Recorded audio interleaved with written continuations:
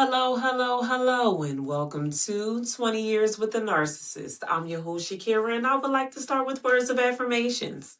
You are whole, you are complete, you are enough. You are strong, you are brave, you are resilient, you are guided, you are protected, and you are safe. And this here is a safe space.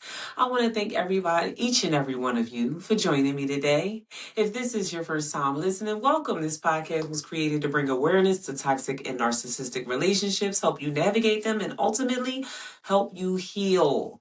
Today, we're talking about something that doesn't get discussed enough. We're talking about self abandonment.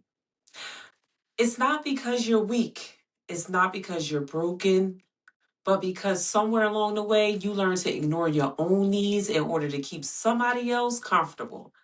I know this because I lived it for 20 years to be exact. And if you're listening today, there's a good chance you've done it too. Let's talk about what self abandonment looks like, why it happens, and most importantly, how you begin choosing yourself again. When I was married, I did not know what narcissistic abuse was. I didn't know that there was a name for the manipulation. I didn't know there was a pattern. I thought every relationship has problems and anything in life worth having you have to work for. So the same goes for relationships, right? I thought love meant sacrificing. You got to make sacrifices. I thought being a good partner meant constantly giving. I wanted reciprocation though. I thought if I loved better, communicated better, become a better wife, things would eventually change. But they didn't. Instead, I slowly disappeared. Not overnight, but little by little, I stopped asking for what I needed. I stopped expressing my feelings. I convinced myself my needs weren't that important, especially once the kids came into play, child. I really didn't matter after that. And that's what self abandonment looks like. What is self abandonment? Self abandonment happens when you consistently ignore your own emotional, physical, mental, or spiritual needs in order to maintain a relationship. It sounds like this. It's okay. Don't worry about it. I don't want to start an argument. Maybe I'm asking for too much. Man, I'ma just deal with it. Maybe next time they'll be the ones to change. The scary part is it becomes your norm. You don't even realize you're abandoning yourself because you've been doing it for so long. So let's go over 5 signs that you are abandoning yourself. 1, you constantly explain away bad behavior. You become your partner's public relations manager. Oh, they're just stressed. They had a hard childhood. Don't pay them no mind. Oh, he ain't mean it like that, girl. I'm sorry, my bad. Meanwhile, nobody's explaining your pain and what you going through. Number 2, you apologize for everything. Even when you ain't do nothing wrong. You're apologizing for crying. I'm sorry. For what? You're apologizing for asking questions. Hey, babe, did you have this on the counter? Get your head chewed off and you're like, oh, I shouldn't ask. You're apologizing for having feelings.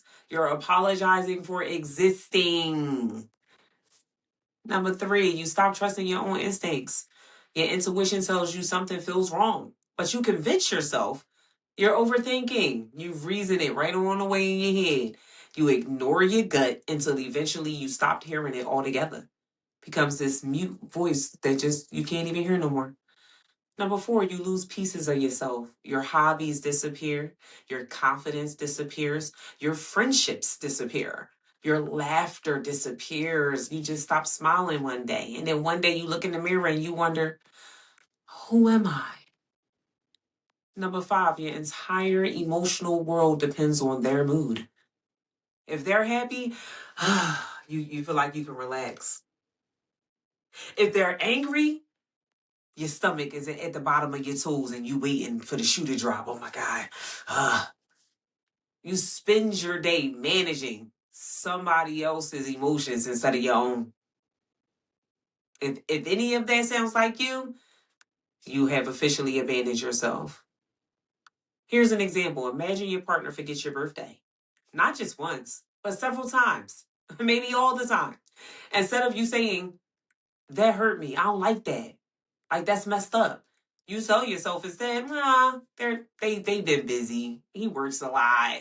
I can see how he could forget. It's all good. He going through so much. Then you buy yourself a gift, take pics of it, post it up, and pretend everything all right. Make it seem like everything is the bee's knees when you know inside you are devastated. I can't believe this motherfucker forgot my birthday again. Unfortunately, that's self-abandonment. Here's another example. You know your partner flirts with other people, right? And it bothers you. You hate that shit. But every time you mention it, you get called jealous or controlling or insecure. So eventually, what do? You stop bringing it up. Not because you stopped hurting or because it stopped bothering you, but because you got tired of defending your own feelings. Like, you know what? This is a waste of my time and energy because I'm just going to be made felt bad for feeling some type of way about something you is inappropriate for you to be doing when you're in a relationship in the first place. So while we say, people often ask, why didn't you just leave? That question sounds so simple, but the answer rarely is. Sometimes it's financial, sometimes it's the children, sometimes it's fear, but mostly it's trauma. Sometimes you've been convinced nobody else is going to love me the way that fool love me. And sometimes you don't even recognize how much you've lost yourself until after the relationship ends. That was my story. I wasn't strong enough to leave. The relationship ended because he was done with me. Only afterward did I begin researching. Only afterward did I discover what narcissism was. And only afterward did everything finally make sense. So, 3 ways to begin choosing yourself again. Step 1, start listening to yourself. That little voice that became mute, let it talk and listen. Ask yourself every morning you wake up, how do I feel today? Not how everybody else feel. Not what everybody else need. What do I need? You have to pour into you. You cannot. Listen, step 2, practice small boundaries. You don't have to start with huge boundaries, okay? Let's start with saying no, because that's a complete sentence. I can't today. That's not going to work for me. I need some time. Can you give me some time? Let me think about it. And if inside, if your gut, if your heart says no, that's the answer. Small boundaries build confidence. And what do you have to get back? Your confidence. Because at some point along the way, you lost it. Number 3, we're going to stop waiting for permission. Many survivors, someone else, has to tell us it's okay. You don't need permission to protect your peace. If something consistently hurts you, that's enough information right there. You don't need anything else. You don't got to call up your homie, your friend, nobody to confirm.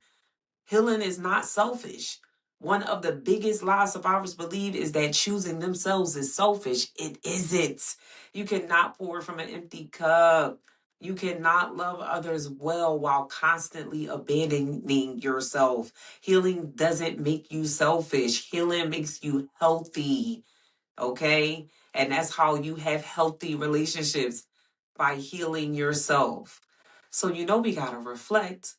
Okay? Grab your notebook and answer these questions honestly. When was the last time I ignored my own feelings to keep somebody else comfortable? Was it yesterday? Was it earlier today? Was it last week because it's a distant relationship? What needs have I been neglecting? What boundaries have I been afraid to set? And what would choosing myself look like this week? Don't judge your answers. Just notice them. Awareness is the first step towards healing. If you're listening today and you're still in a toxic relationship, please hear me. You are not weak. You are not crazy. You are not impossible to love. You may have simply spent years surviving, and survival often teaches us to disappear.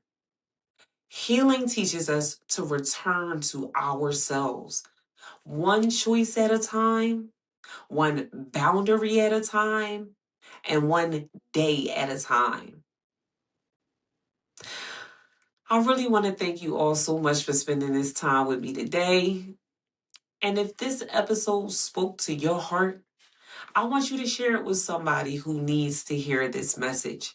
You never know who is silently questioning their own reality and needs a reminder that their feelings matter. Be sure to subscribe so you don't miss next week's episode of 20 Years with a Narcissist, where we'll continue learning how to recognize unhealthy relationship patterns, reclaim our voices, and build lives rooted in peace and self-worth. The moment you stop abandoning yourself is the moment your healing truly begins. Until next time, remember, you are guided, you are protected, and you are safe.